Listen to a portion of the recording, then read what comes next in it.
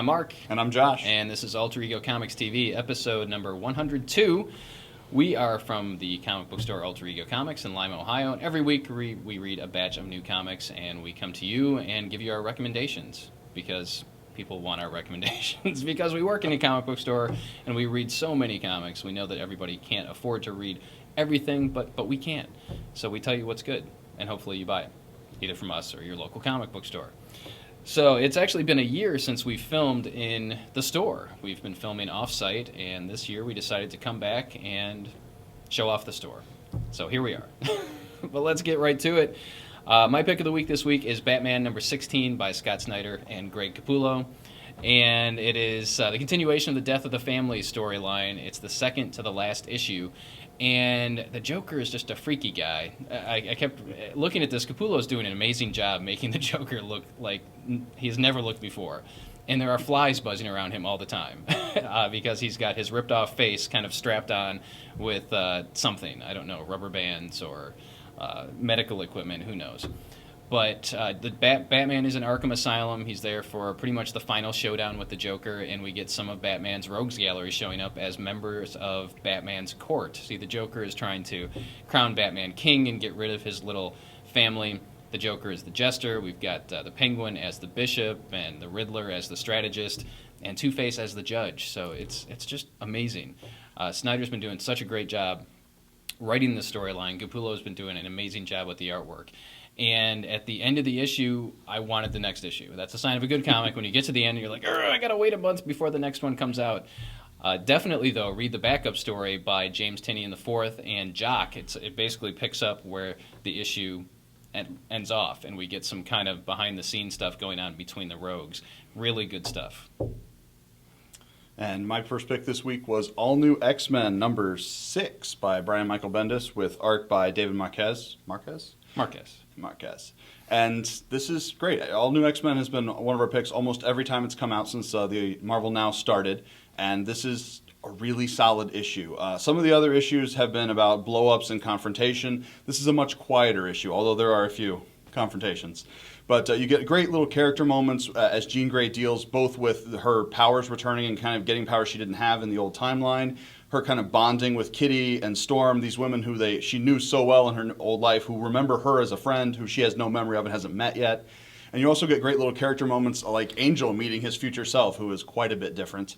And my personal favorite is actually one of the coolest things about Batman and Robin when they started doing it with Grayson and Damian as Robin, was the inversion of the dynamic. It used to be that Batman was this brooding, dark force, and that Robin, Dick Grayson, was all hopping around and happy and making jokes and kicking people in the face. And then they inverted it. You know, Batman, as Dick Grayson, was a little happier, and Damian was a dark killing machine, assassin. And that gave the book a great dichotomy with the old stuff. And that's exactly what we have in this issue with young Cyclops and Old Man Wolverine. You know, it's sort of an inversion of the relationship Cyclops and Wolverine enjoyed maybe not enjoyed, but the relationship they had in the traditional X-Men back in the past with old Scott. And it was just so much fun. I mean, if you love these characters, you deserve to be reading this book. It's just such a great, it's an homage to classic stuff. It's new and fresh stories, and it's just awesome. This is hands down the most talked about and most popular of the Marvel Now books. It's so popular that we can't keep the issues in stock, but we do have second prints on orders, so we're going to get every issue in that we can for as long as we can because this book deserves to be read by everybody. Next up for me is Daredevil number 22 by Mark Waid and Chris Samnee. This is the first meeting between the new Superior Spider-Man and Daredevil. Now, if you've been reading Daredevil or Spider-Man for a while, you know that these guys are friends. They know each other pretty well. They know their secret identities. And Daredevil thinks that something might be up with this new Superior Spider-Man. In fact, he calls him out on a couple of things, and we see how that resolves itself. The other thing that happens big in this issue is Foggy and Matt patch up their relationship. They've had a big fallout over the last couple of issues. They dissolved the law practice. In fact, when this issue starts, Matt is kind of destitute. He's down to his last $20. And by the end of the book, Matt and Foggy patch up their relationship just in time for another life-changing curveball to be thrown at them.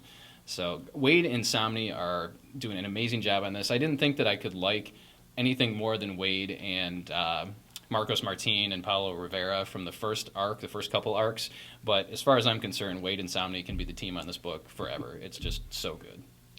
And it's kind of a weird corollary because also new this week we had Avenging Spider-Man, which featured Spider-Man teaming up with the X-Men, who Superior Spider-Man. It was Superior Spider-Man teaming up with the X-Men, and it was also about Wolverine using his senses to see if he notices that there's something different about the telepath on the team. Rachel Gray. I was going to say Jean Grey. I'm like, that's not her. Phoenix Rachel Gray. Jr.? Yeah, so it's kind of a recurring thing to see, who in the Marvel Universe is going to figure this out first. And it's a lot of fun. Next up, as it always is Saga, number 9. Words by Brian K. Vaughan. Pictures by Fiona Staples. I don't have a lot left to say about Saga.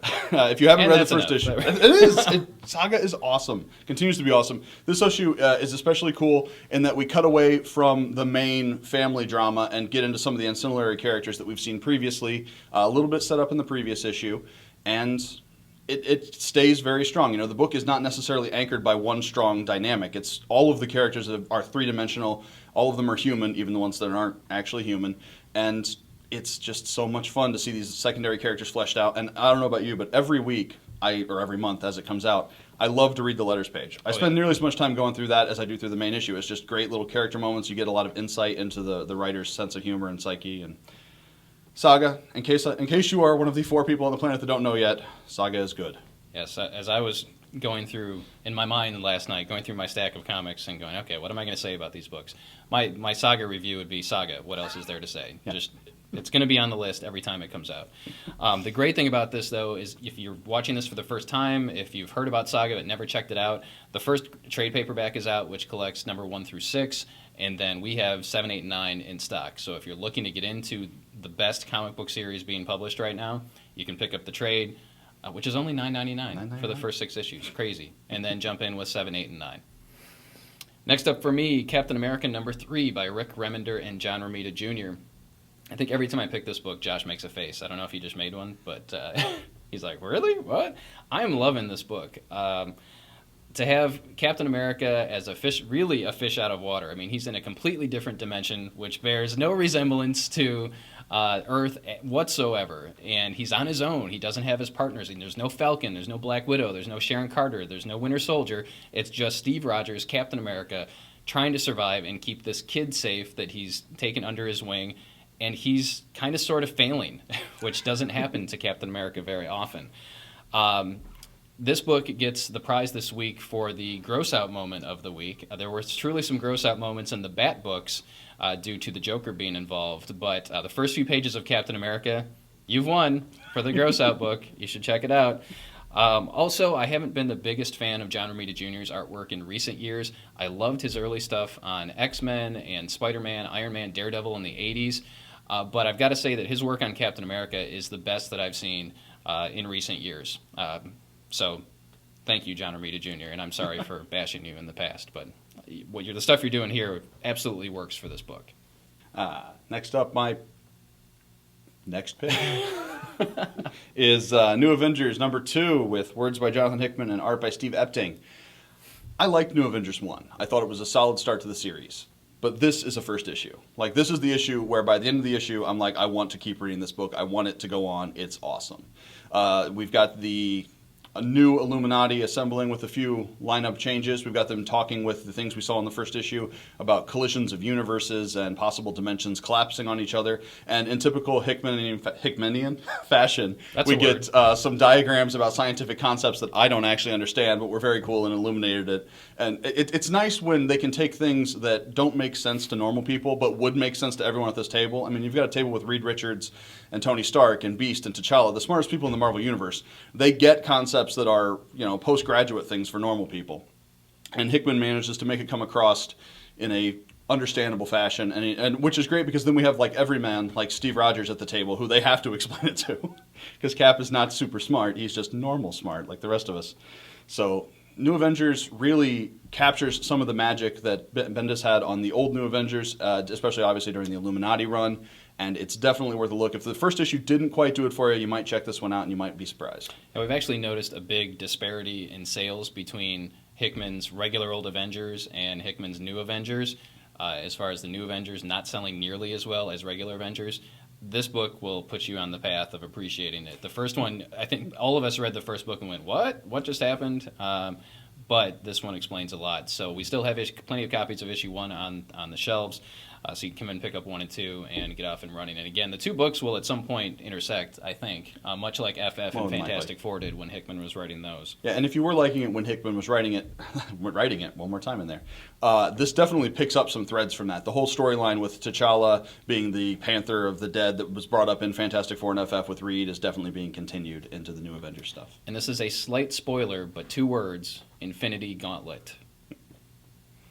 Finally, for me, Avengers Assemble number 11 by Kelly Sue DeConnick, and I really have to apologize. We're using multiple cameras for the first time, and I am just confused as hell. I'm sorry. I am looking all over the place. So as you're watching this and you see my head jerking around, or hey, he's looking here and there, it's like when you watch the news and the anchor is looking at the wrong camera. We need a big flashing light or something, or hold up a sign. Let me know which camera I'm looking at. So, all right, back to the game here. Kelly Sue DeConnick and Stefano Caselli, Avengers Assemble number 11. This is the fun Avengers book. While I'm loving what Hickman's doing on Avengers and New Avengers, it's dark, it's heavy, it's dark. Both books are extremely dark, like end of the world dark. This book is action-packed and fun, and it's the way the Avengers books were in the 70s and 80s. So it's perfect for fans who are reading comics then or have read those books, but it's also ideal for those of you that have seen the Avengers movie and have not read an Avengers comic. It's like those characters, the characterizations are right off the screen and into the book. DeConnick is doing an amazing job writing this book, and it so much. I look forward to this book so much that it is now at the top of my stack every month that it comes out. And prior to Kelly Sue DeConnick taking over writing on this, I didn't even read it. So take that, Bendis. But I'm really enjoying it. Yeah, and what's great about it, at least in my opinion, what she's really excelling at is the pacing. A lot of times you'll have a book where basically they walk you through the whole story. This book is not afraid to take shortcuts. When we know the Avengers are going to win, we just cut to the next story and somebody makes a cool, snappy line, and then the Avengers win and we move on. They manage to get more story, more character stuff into the book than having to watch another splash page of the Hulk punching things. So, great book. And Caselli's artwork on this is the perfect fit. He's not doing the next arc, so I'm kind of curious to see what happens then, but Kelly Sue DeConnick will still be there, which means I will still be there. That is it for this week. As always, please share your comments and questions below. We love reading them and responding to them and seeing if anyone's watching this. And if you like the new look of the show, let us know. See you next week.